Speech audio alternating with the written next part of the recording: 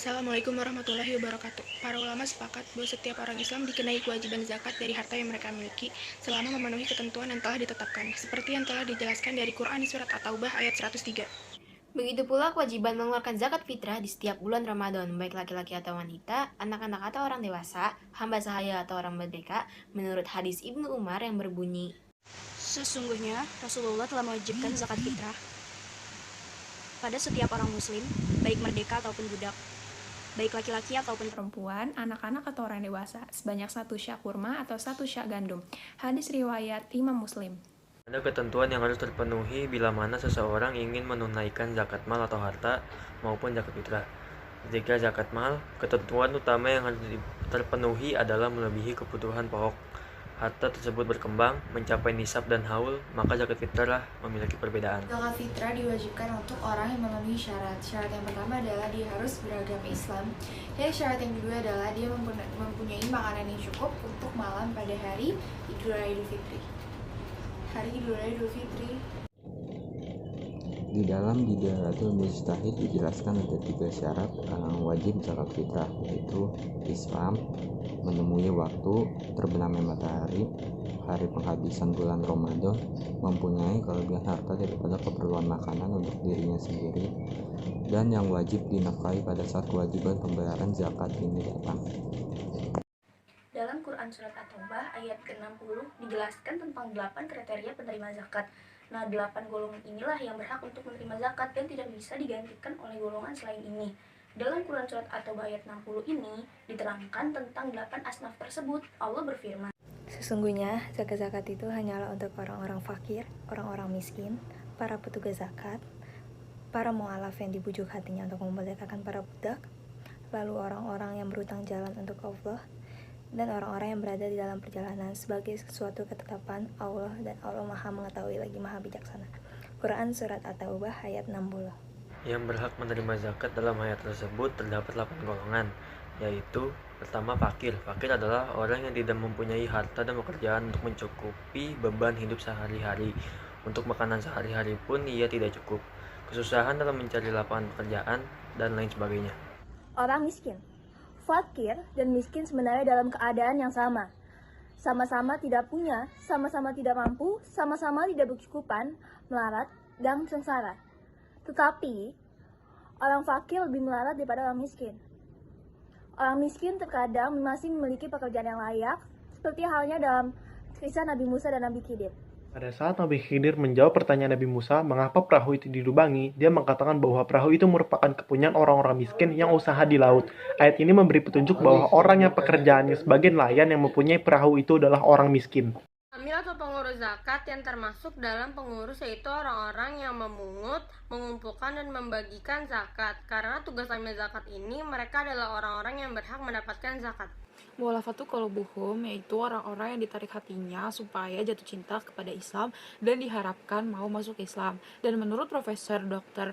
Buya Hamka, orang-orang yang ditarik hatinya itu ada 2 jenis, yaitu orang Islam sendiri dan orang yang non-Islam. Beliau mencontohkan dari kalangan orang Islam sendiri yang patut mendapatkan zakat besar ialah muslimin yang tinggal di tapal batas di antara negeri kuasa Islam dan negeri kuasa musuh. Oleh karena itu, mereka bisa terombang-ambing apakah akan masuk dalam perlindungan pemerintahan kafir ataukah akan tetap dalam perlindungan Islam. Sedangkan contoh dari kalangan non-Islam adalah seperti yang dilakukan oleh Khalifah Abu Bakar yang memberikan zakat dalam jumlah yang besar kepada seorang pemuda Nasrani dan pemuda Persia yang bernama Aid bin Hakim dan Zabar bin Badar. Keduanya adalah orang yang baru memasuki Islam. Dan pemberian zakat itu untuk memperdalam pengaruh mereka dalam kalangan kaum mereka agar tertarik kepada Islam. Dari kop atau untuk melepaskan perbudakan. Di masa lalu saat menggunakan sistem perbudakan, agama Islam menyediakan harta zakat untuk menebus dan memerdekakan budak. Dengan adanya dana khusus ini menunjukkan betapa besar perhatian Islam untuk membebaskan dunia dari sistem perbudakan. Dan pada saat ini kita sudah tidak menemukan lagi sistem perbudakan seperti yang terdapat pada masa-masa permulaan Islam. Gharim adalah orang yang berhutang dan sudah terdesak, sedang dia tidak sanggup membayarnya, dapat melaporkan nasibnya kepada panitia zakat, baik bantuan berupa pembayaran secara keseluruhan atau hanya sebagian. Sabilillah, atau orang yang berjuang di jalan Allah. Ulama-ulama zaman dahulu memberi arti sabilillah sebagai orang yang berjuang perang.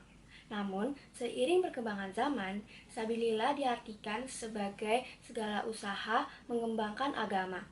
Bahkan, Imam Ahmad memasukkan pergi haji sebagai sabilillah, maka berhak menerima zakat.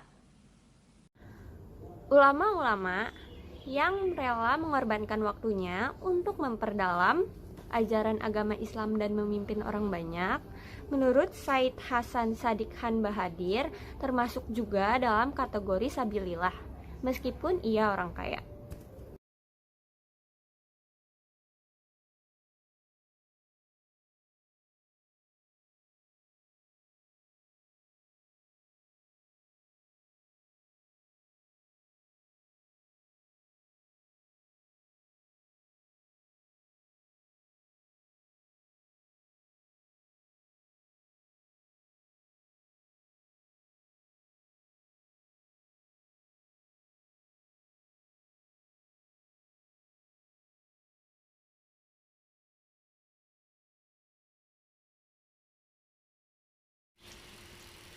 Artinya dari Abu Said ia berkata, Rasulullah SAW telah bersabda, zakat itu tidak halal atau pantas bagi orang kaya, terkecuali untuk jalan Allah atau yang sedang dalam perjalanan, atau untuk tetangga fakir yang disedekahkan kepadanya, kemudian memberikan lagi kepadamu atau ia mengundangmu.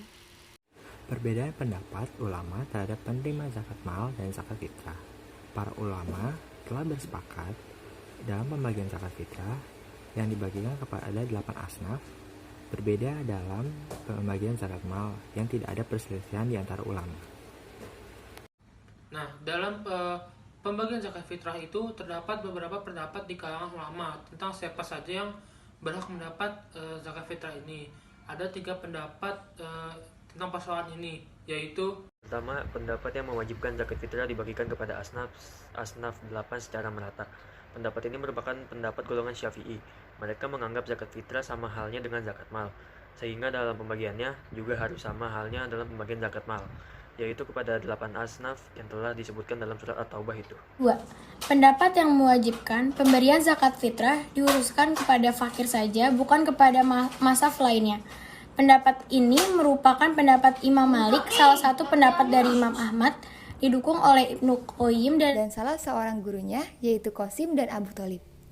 Pendapat mereka didasarkan oleh sebuah hadis. Artinya, selamatkanlah mereka, kaum fakir miskin, dari keliling meminta-minta pada hari ini. Hadis riwayat Baihaqi dan Daruqutni. Menurut Ibnu Qayyim, pengukusan zakat fitrah bagi orang-orang miskin merupakan penghargaan yang Nabi berikan kepada orang-orang miskin tersebut. Beliau juga menambahkan bahwa Nabi tidak pernah memberikan zakat fitrah sedikit-sedikit kepada ke-8 golongan. Nabi juga tidak pernah menyuruhnya. Pada saat itu, zakat fitrah hanya diberikan kepada 2 golongan, yaitu fakir dan miskin.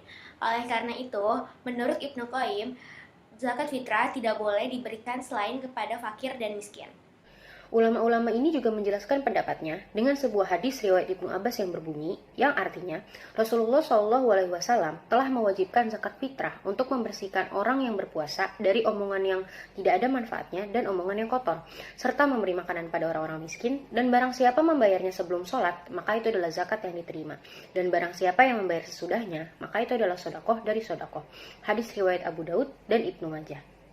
Lanjut yang ketiga, yaitu pendapat yang memperkenankan pembagian zakat fitrah kepada asnaf yang 8 tetapi lebih ke golongan fakir miskin.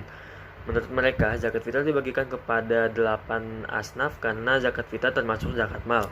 Jadi dapat dibagikan kepada 8 asnaf yang disebutkan dalam surat At-Taubah.